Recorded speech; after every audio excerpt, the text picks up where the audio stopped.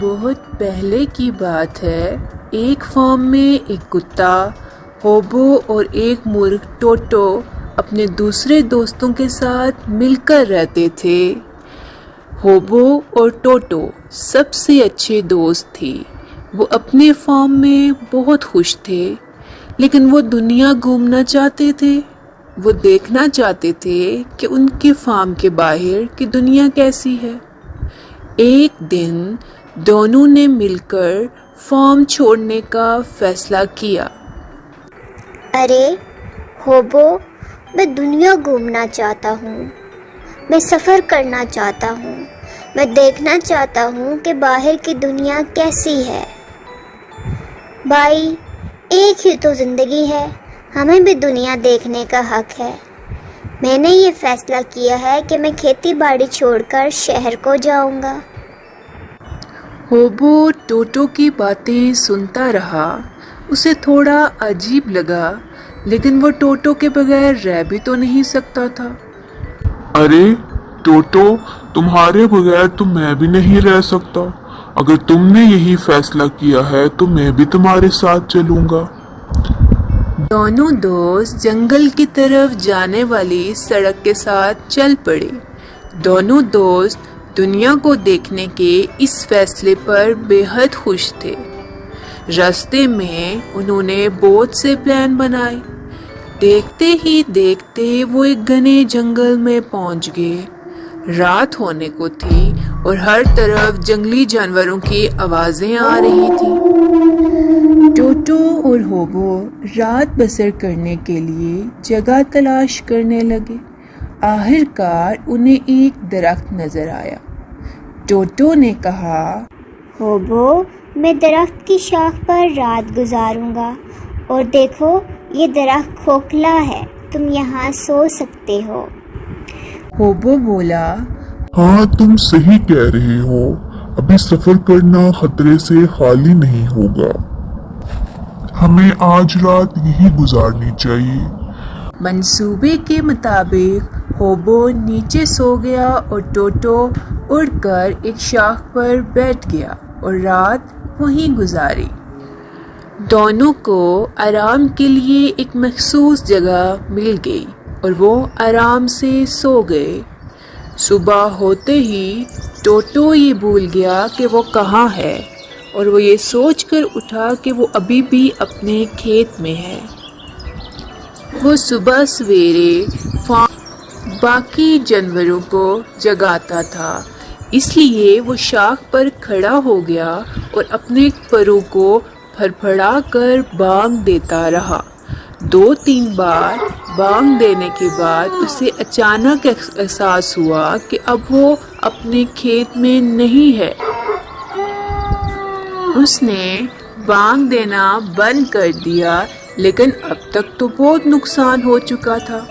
اس نے کسان اور باقی جانوروں کو جگانے کے بجائے ایک لومڑی کو جگا دیا، جو کہ 3 دن سے بھوکی تھی، جو کہ اسی جنگل میں تھی۔ وہ شکار کی تلاش میں نکل پڑی۔ چلتے چلتے اس کی نظر ایک شاخ پر بیٹھے مرغ پر پڑی۔ اسے دیکھتے ہی وہ ٹوٹو کو کھانے کے خواب دیکھنے لگی۔ ارے یہ تو درخت کی شاخ پر بیٹھا ہے، وہاں تک میرا پہنچنا مشکل ہے۔ لومڑی ٹوٹو کو نیچے لانے کا منصوبہ بنانے لگی تاکہ اسے مار کر وہ اپنی بھوک مٹا سکے۔ وہ فوراً وہاں پہنچ گئی جہاں ٹوٹو بیٹھا تھا اور پیار بھرے لہجے میں بولی، ہمارے جنگل میں سواگت ہے آپ کا پیارے مرغ۔ میں آپ کو بتا نہیں سکتی کہ میں آپ کو اپنے جنگل میں دیکھ کر کتنی خوش ہوں۔ مجھے یقین ہے کہ ہم ایک اچھے دوست بن سکتے ہیں۔ ٹوٹو نے محسوس کیا کہ دال میں کچھ کالا ہے۔ لومڑی جو کہ میری اتنی گہری دشمن ہے، دوست کیسے بن سکتی ہے؟ اس نے لومڑی سے پوچھا، یہ کیسے ممکن ہے؟ ہم تو صدیوں سے ایک دوسرے کے گہرے دشمن رہے ہیں، دوست کیسے بن سکتے ہیں؟ لومڑی جو کہ مکاری میں بڑی مہارت رکھتی ہے بولی، کیا تم نے امن کا نیا فرمان نہیں سنا؟ کچھ دن پہلے ہی جنگل کے بادشاہ شیر نے جاری کیا تھا۔ ٹوٹو نے جواب دیا، نہیں، میں نے نہیں سنا، یہ حکم نامہ کس کے بارے میں ہے؟ لومڑی نے بولا، اس حکم نامے میں لکھا ہے کہ تمام درندے، پرندے اور دوسرے جانور ایک دوسرے کو تکلیف نہیں پہنچائیں گے، سب امن سے رہیں گے۔ اسی لیے اب آپ مہربانی فرما کر نیچے آئیں، ہم اس کے بارے میں مزید بات کرتے ہیں۔ اب تو ٹوٹو کو یقین ہو گیا کہ چلاک لومڑی کوئی سازش کر رہی ہے۔ ٹوٹو درخت کے نیچے دیکھنے لگا۔ لومڑی یہ دیکھ کر بولی، کیا ہوا مرغ میاں، کچھ ڈھونڈ رہے ہو؟ ٹوٹو نے جواب دیا، میں یہ نیا فرمان سن کر بہت خوش ہوا ہوں۔ میری آپ سے درخواست ہے کہ آپ درخت کے نیچے جائیں اور میرے باقی دوستوں کو یہ خبر کریں۔ بھوکی لومڑی یہ سوچ کر وہاں جانے لگی کہ اور بھی مرغ ہوں گے۔ جیسے ہی وہ درخت کے کھوکھلے حصے میں پہنچی تو اسے ایک کتا سوتے ہوئے نظر آیا۔ کتے کو سوتا دیکھ لومڑی گھبرا گئی اور ڈر کے مارے جنگل کی طرف بھاگنے لگی۔ ٹوٹو بولا، ارے لومڑی، تم کہاں جا رہی ہو؟ یہ تو پالتو کتا ہے اور یہ میرا بہت اچھا دوست ہے، یہ تو ہمیں کچھ نہیں کہے گا، اور اسے شیر کے حکم نامے کے بارے میں بھی آگاہ کرو۔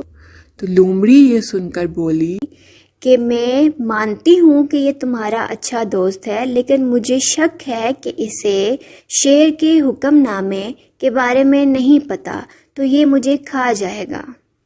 پیارے بچوں، ہمیں اس سے یہ سبق ملتا ہے کہ ہمیں کبھی بھی دوسروں کا برا نہیں سوچنا چاہیے۔